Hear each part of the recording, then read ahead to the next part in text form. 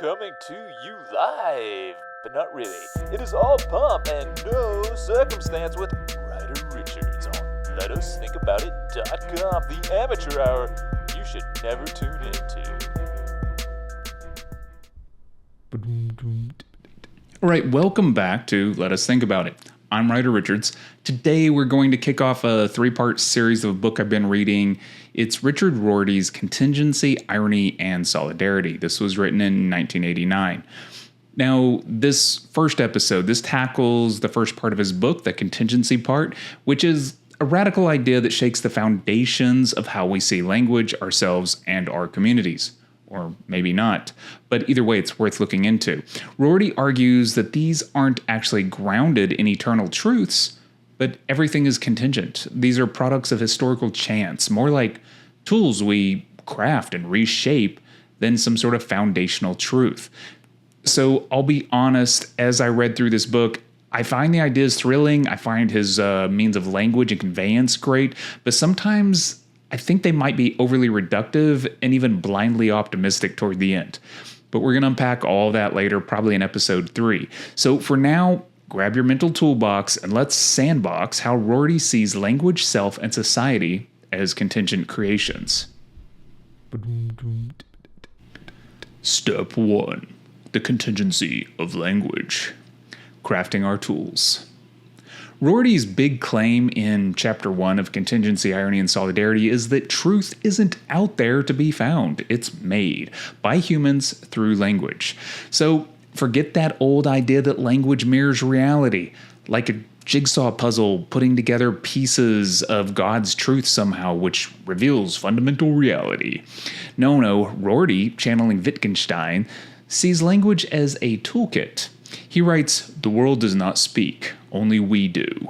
Our words don't fit a pre-existing lock. We build truths with them, like carpenters hammering out a new reality, which, of course, is better than the old reality with its leaky roof and centuries of tradition." So let's take the French Revolution, which Rorty, he highlights here. He says that it showed the whole vocabulary of social relations could be replaced almost overnight. So this helped spark the utopian dreams of the time because it really proves that language can reshape society fundamentally. But here's the punch. Truths depend on our vocabularies. Rorty says that truth cannot be out there because sentences cannot so exist. The world is out there, but descriptions of the world are not. So no sentences, no truth. We just wield tools, and these sentences we use as truth. So Rorty leans on Donald Davidson to really ditch this idea of language as a medium between self and reality, a classic philosophical conundrum. So Davidson's passing theories, that's his concept that's really key here. So when communicating, we are only guessing what others mean. According to Davidson, we're converging on shared understanding without a fixed language structure. So imagine parachuting into an alien culture where you don't speak the language. As Rorty describes, you'd fumble with their grunts and gestures, building a passing theory to connect. Language isn't really a lens here, it's a hammer we swing to build consensus. Okay, that's a little overblown. Actually, it could be a needle and thread that we use to stitch disparate constitutions and chains of equivalence together, but really, I don't think that's what's happening right now. So, even with metaphors, Rorty argues these are just unfamiliar tools. In Chapter 1, he cites Davidson. A metaphor isn't a special meaning, but a, quote, way of producing effects, much like a grimace or a photo. When metaphors catch on in a society, they become dead, turning into literal tools. The heart is a pump. Well, that was once a revolutionary call. So progress, Rorty insists, is really a history of increasingly useful metaphors, not getting closer to reality, but manufacturing a new one. So our key takeaway for this little section, I'm trying this out, let me know if you like it or not. Language is a contingent toolkit that we craft, not a mirror of truth. As Rorty puts it, languages are made rather than found, and truth is a property of linguistic entities, of sentences. We build truths, and progress means forging better tools. Step 2, the contingency of selfhood, building ourselves. So if language is a contingent toolkit, what about the self? What's there, right? So in chapter 2, Rorty argues that the self isn't a fixed core, but a creation of our vocabularies. So you can really just forget the idea of a core essence or a deep essence, something you uncover that's within you, kind of like the operating system that actually runs our beliefs and desires. No, Rorty, drawing on Freud, sees us only as a network of beliefs and desires, shaped by chance and language. He writes, "The self is not something we find, but something we make." So think of self-creation as redescribing your blind impress, the unique quirks that chance gave you. So Rorty borrows this phrase, blind impress, from the poet Philip Larkin, meaning the idiosyncratic traits that make you unique. Now, poets and intellectuals, people like Proust and Nietzsche, they actually use language to craft new selves. So Rorty praises Proust's In Search of Lost Time, where Marcel weaves memories into a self that could not have existed without his metaphors. So it's kind of like sculpting yourself with words. So here's another question he brings up is what separates genius here from fantasy, right? You could just craft a fantastical self and not be a genius. Rorty's answer is pretty blunt. It's about whether an idiosyncrasy happens to catch on. Freud's vocabulary of the unconscious, well, it didn't uncover some new truth, but it offered tools for self-description that stuck at the time. And that let us redescribe sin as psychological conflict. Now, the goal isn't one right self or correct self, one deep self or core self, but a repertoire of redescriptions. Rorty says there's no intrinsic human nature waiting to be discovered, just a bunch of stories we tell to become who we are. Key takeaway, the self is a contingent construction built with language tools. Now, as Rorty notes, we make the self through the process of redescription. Our identity is a work in progress shaped by the vocabularies we wield. Step 3, the contingency of a liberal community, building together.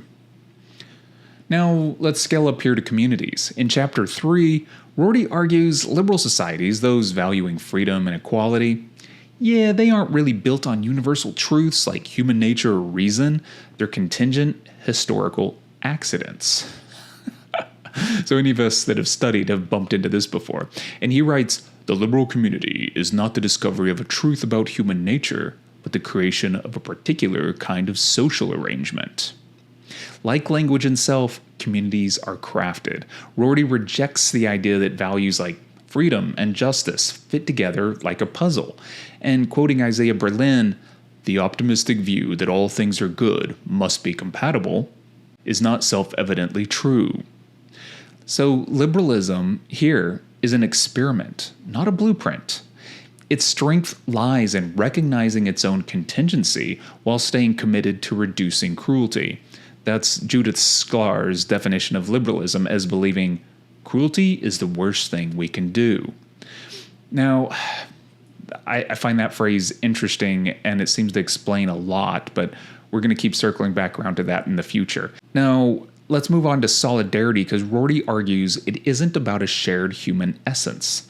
It's imaginative identification with others' pain. So in his take here, novels like Dickens' Bleak House or Wright's Black Boy, they do this much better than philosophy because those are full of sort of dry, stuffy formulas. And they do this by showing the details about kinds of suffering. However, Rorty warns that redescription can also humiliate because that's what we're doing here. We're redescribing others. But it can be humiliating when it dismisses others' identities at the same time. So it can be used for good or ill. Still, he says liberals should use it to expand us to include them, making tribe or race much less important than shared vulnerability. So what's the catch here? Well, Somewhere along the way, Rorty, like several other people, splits private and public realms all the way back to Aristotle. This was a move. The private self-creation, crafting your unique self, doesn't actually need to align with public goals like reducing cruelty. But he admits liberals struggle with questions like, why not be cruel? I mean, that's anathema to us, right? And we only end up coming up with circular answers based on emotional beliefs, because I believe we shouldn't, right? It's emotional. Now, his solution here is to really just focus on freedom. And he says, truth and goodness will take care of themselves. So I'm a little skeptical here, right? Because we also know that freedom can clash, as Isaiah Berlin's negative and positive liberty sort of show and map out. Anyone left completely free can also redescribe truth and goodness into tools of villainy. I mean, think of crazy Unabomber types. So our key takeaways here in Chapter 3 are liberal communities are contingent creations, not universal truths. So Rorty says solidarity is not discovered by reflection, but created through narratives that expand our sense of us while balancing private self-creation with public hope. Conclusion. Okay, so this was a quick one, but Rorty's contingency, irony, and solidarity really introduces language as contingent, mapping it further onto the self and community as these toolkits that we build, not truths that we find. Now, as he writes, anything could be made to look good or bad by being redescribed. And I see this as somewhat dangerous, but he actually says language crafts truths. Selves are sculpted through redescription, and liberal societies thrive by imagining shared suffering, not chasing universal foundations. Now, this viewpoint empowers us to create new worlds, new identities, new solidarities, while staying vigilant against cruelty because we still recognize it. But it also risks oversimplifying. Can freedom alone ensure goodness? So yeah, join us next time for the next episode on irony, where we're going to explore Rorty's liberal ironist, or his metaphysician. Until then, keep tinkering with your toolbox. I'm Ryder Richards with Let Us Think About It.